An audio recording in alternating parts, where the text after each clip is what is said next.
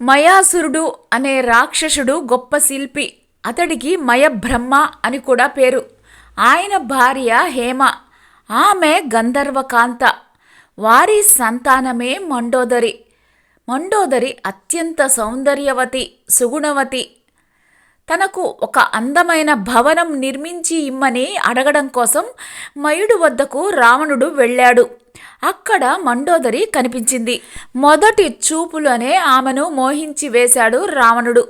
అతడి బుద్ధి తెలిసిన మయుడు అతనికి తన కుమార్తెను ఇవ్వనంటే ఇవ్వనన్నాడు. అయితే ఆ దంపతులను నయానా భయానా ఒప్పించి ఆమెను వివాహం చేసుకుంటాడు రావణుడు. వలచి మరీ ఆమెను పెళ్లాడిన రావణుడు మొదట్లో బాగానే ఉన్నాడు.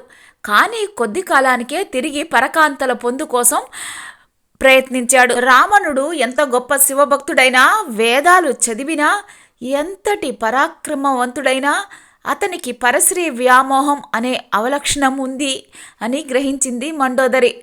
అతన్ని సరిదిద్దేందుకు ప్రయత్నించి విఫలమైంది. చేసేదేమీ లేక ఓర్పుతోటి సహిస్తూ ఉంది. భర్తతో కలిసి తాను కూడా శివపూజ చేస్తూ ఉంటుంది. రావణుడు సీతను అపహరించుకుని పోయి బంధించినప్పుడు కూడా మండోదరి వ్యతిరేకించింది. ఆమెను రాముడి దగ్గరకు పంపించి వేయమని భర్తను ప్రాధేయపడింది. చివరికి రాముడు రావణుడిపై యుద్ధం ప్రకటించినప్పుడు రాముడితో యుద్ధం జరగబోయే ముందు రోజు కూడా మండోదరి రావణాసురుడికి తన ఆలోచనను మానుకోమని చెప్పింది. కానీ ఆమె ప్రయత్నాలన్నీ చెవిటివాని ముందు ఊదిన శంఖంలాగా మారాయి.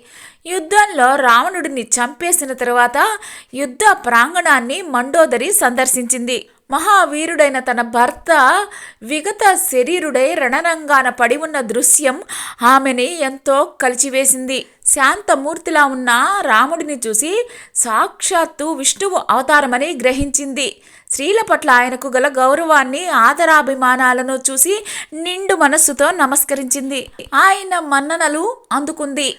తన పతి శరీరానికి అంత్యక్రియలు చేసేందుకు అనుమతి ఇమ్మని శ్రీరాముణ్ణి అర్థించింది. శ్రీరాముడు విభీషణుని పిలిచి రావణుని శరీరానికి అంతిమ సంస్కారాలు చేయాలని సూచించాడు.